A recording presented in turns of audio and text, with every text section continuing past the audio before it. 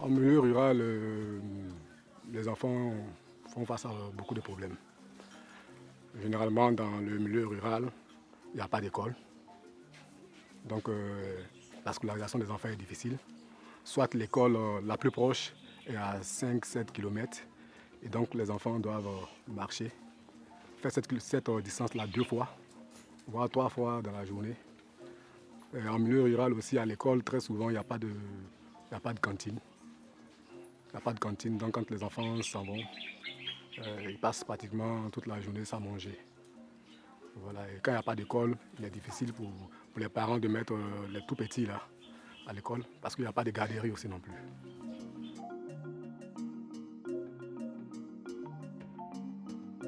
Oh, beaucoup de choses, comme je le disais. Beaucoup de choses. D'abord au niveau santé, on peut former les mères là, sur la réhabilitation nutritionnelle des enfants. Et sur même les compléments alimentaires, ça c'est au niveau santé. Au niveau de l'éducation, il faut construire les écoles dans les campements. Il faut prévoir aussi la construction des garderies. Il faut aider les communautés à mettre les cantines scolaires comment on appelle ça, dans les écoles. C'est important. Il faut appuyer les parents. Il faut faire la sensibilisation pour que les parents déclarent les naissances. Ça aussi c'est important. Voilà. Voir même les écoles passerelles, parce que souvent les gens sont dans des campements. Il faut leur permettre de faire peut-être le CP1 jusqu'au CE1 et puis après aller dans le village pour faire les autres classes. Au niveau de l'eau, parce qu'il y a souvent des problèmes d'eau, il faut faire des forages. Il faut faire des forages pour que les enfants souffrent moins des problèmes de maladies liées à l'eau. Voilà un peu en quelques mots ce qu'on pourrait faire. Mais la liste n'est pas exhaustive. Hein. Il y a beaucoup de choses qu'on peut faire.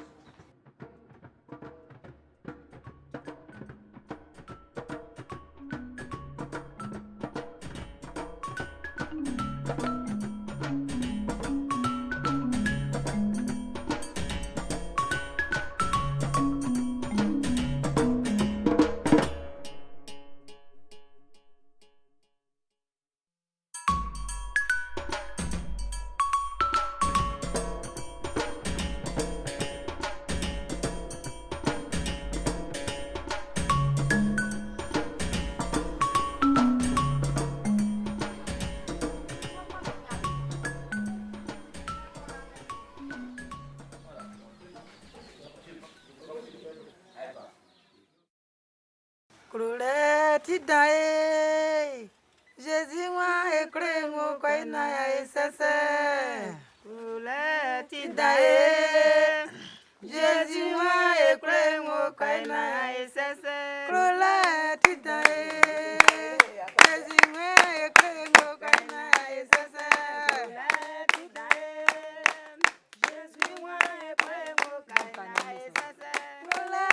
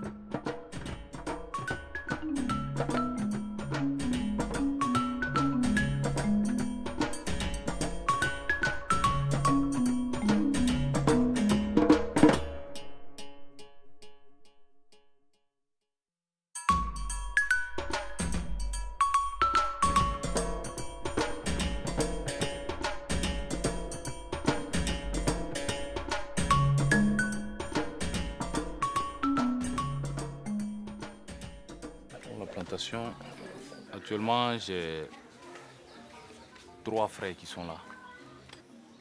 Mes propres frères, hein, même père, même mère. On travaille ensemble dans la plantation.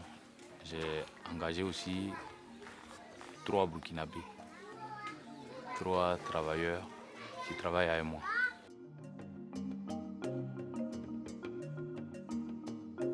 Pour la répartition du travail, si c'est au moment du défrichage là, nous tous on travaille ensemble. On travaille jusqu'à terminer les 14 hectares. Et le partage du gain, ceux qu'on prend comme travailleurs, on juge un prix. On fait l'année à 220 000. Des fois, ça monte jusqu'à 240 000. Il fait toute l'année avec toi, tu le payes et puis il s'en va. Et puis, si c'est 6 mois aussi, 240 000 divisé par 2, après les 6 mois, lui, il s'en va. Et puis tu cherches à engager d'autres personnes.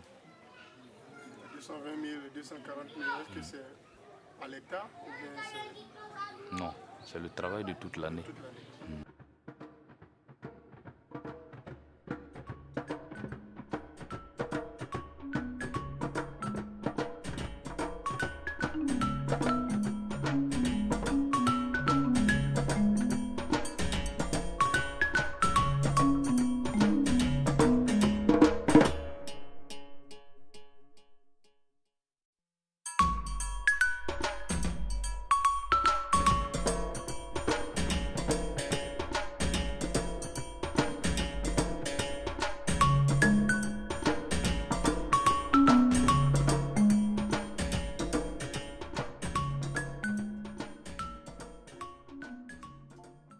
Ici à Kradji, dans plusieurs familles, il y a des hommes qui ont 3 à 4 femmes. Elles se donnent, elles vont au champ pour pouvoir faire les cultures maraîchères, vivriers, pour s'aider et puis aider leurs enfants. Même pour payer les choses, comment dirais-je, pour payer slip pour donner à l'enfant, c'est toi-même la femme, tu dois faire. Leur mari est là. Il ne peut pas mettre l'enfant de l'autre à l'école pour laisser l'autre. Donc toi, tu as envie que ton enfant parte à l'école. Donc toi-même, tu te sacrifies pour pouvoir mettre ton enfant à l'école. Moi-même que je suis là, ma fille, elle est en seconde. Elle est en seconde. C'est moi-même, j'ai fait son scolarité à Miyagi. J'ai fait ça. Son inscription m'a coûté 70 000 francs. C'est moi-même j'ai fait ça. Et cette année, elle a eu son BPC. Même manger à midi, déjeuner, c'est toi-même la femme. Tu vas t'occuper de ça avant que les enfants puissent manger, trouver un peu de manger pour qu'ils puissent aller à l'école. Beaucoup de nos hommes ici, ils boivent dans les kiosques. Café matin, puis les enfants sont à la maison, ils pleurent.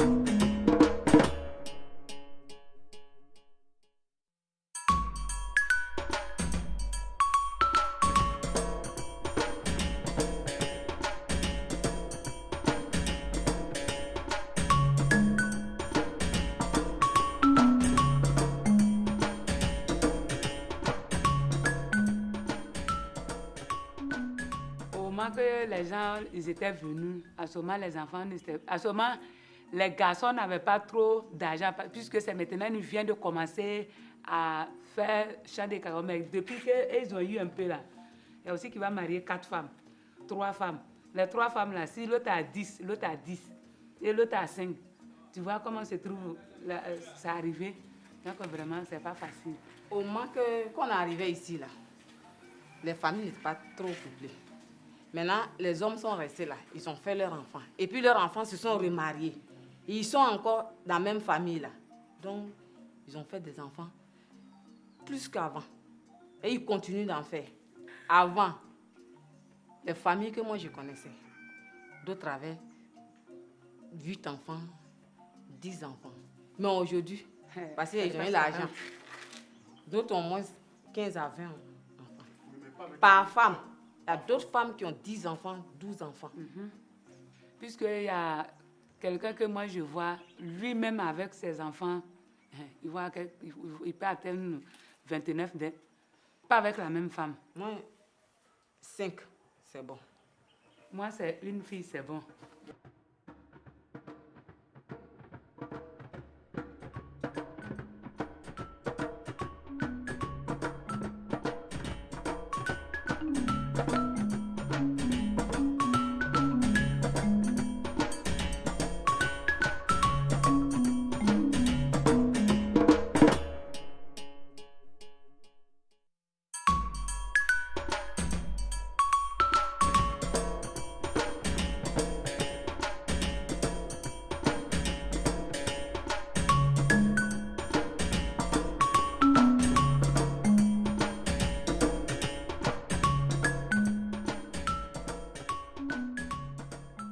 Je dis bien, quand est-ce qu'on est malade ici? Comme nous avons des cliniques ici, il y a au moins 4 cliniques ici. Donc on va là-bas, on prend les premiers soins. Avant d'aller dans notre sous-préfecture, Méadi, qui est à 12 km d'ici, pour se soigner. Si quelqu'un est malade, si c'est sérieux, pour arriver là-bas, c'est pas facile. Vous-même, vous voyez l'état de la route. Il faut demander, comme on livre les cacao dans les coopératives, là, il faut demander là-bas. Ils vont te donner une kia qui va transférer ton malade. Tu es obligé de mettre matelas derrière et puis faire coucher la personne qui est malade là-dessus avant de l'évacuer là-bas. C'est très, très, très, très difficile. Un homme qui travaille au centre, tu dois tomber malade. Souvent fatigué, tu dois te faire soigner. Souvent, tu es blessé, machette peut te couper. Souvent, il y a des bois aussi qui sont dans le bas-fond qui peuvent te piquer. On se soigne à l'indigénat. Les feuilles, les arbres, il y a des arbres qui sont là pour nous aider. C'est pas toutes les feuilles. Il y a des feuilles qu'on peut utiliser, pas toutes les feuilles. Ouais, par exemple, si c'est le palu comme ça, il y a les feuilles de Nîmes, feuilles d'acacia. Donc, on coupe les feuilles de choses Nîmes pour faire bouillir, on boit, en attendant qu'on arrive à l'hôpital.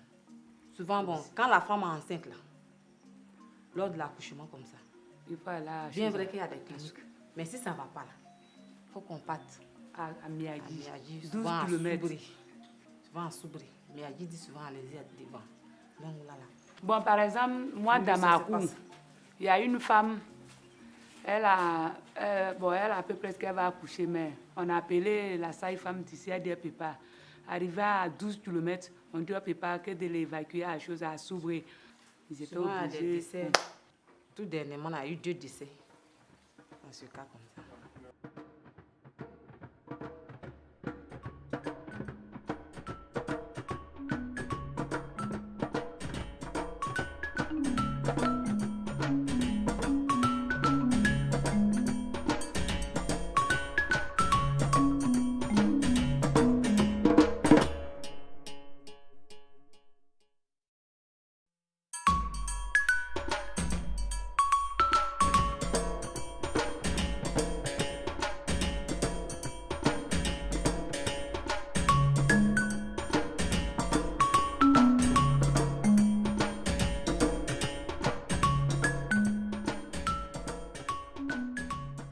Les femmes aussi font des groupes de tontines. Là.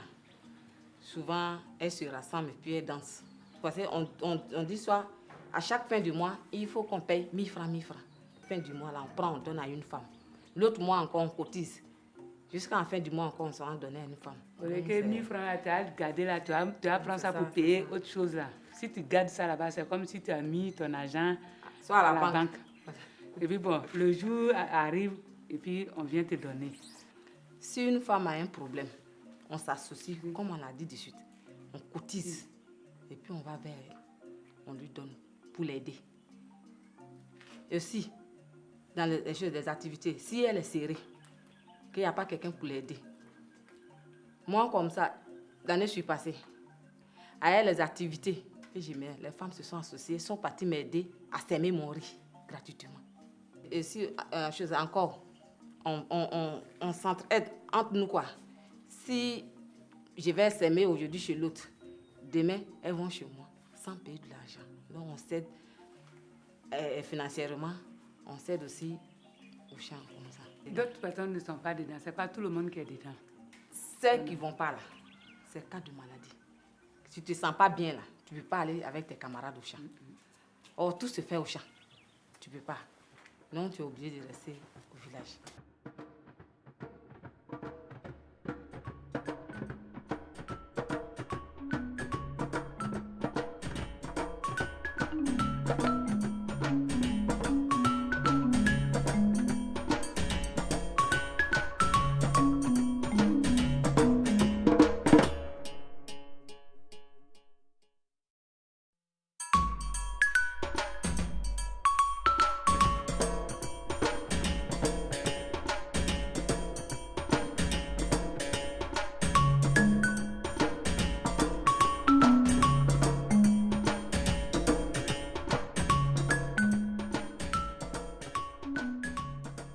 Ici, nous les femmes, on travaille beaucoup au champ.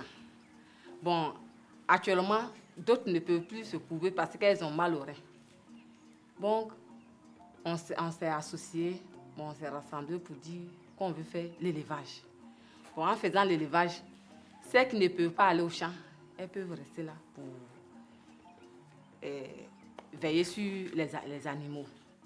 C'est pas tout le monde qui mange poulet, donc d'autres veulent manger poulet, d'autres veulent manger porc. Ici aussi, parce qu'on n'a pas de la viande ici. Un petit poisson pour mettre dans la sauce, 500. Si on vous demande, vous-même, vous allez refuser. Mais si on a une ferme à côté là, on a besoin, on peut aller attraper. Et puis, moi-même, je suis là. Donc, je peux... Si on vend un poulet à 5 000, moi, je peux payer à 3 000 parce que je suis membre de la coopérative. Donc, ça peut nous arranger. Et puis... aider toujours nos enfants à aller à l'école parce qu'en vendant, on va avoir de l'argent. Aider nos maris aussi.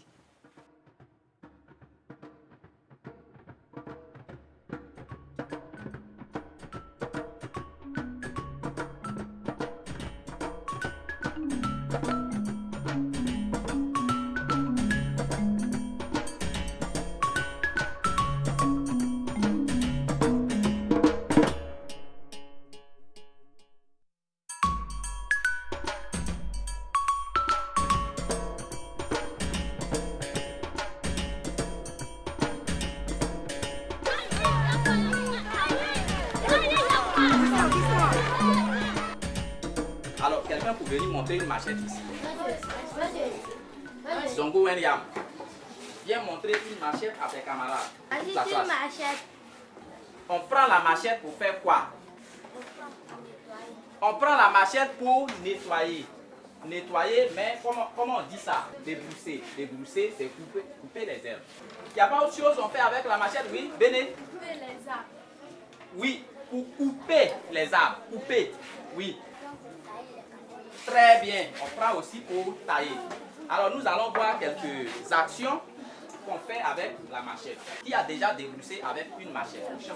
Dofangana, viens au tableau. Tu nous montres comment on débrousse avec la machette.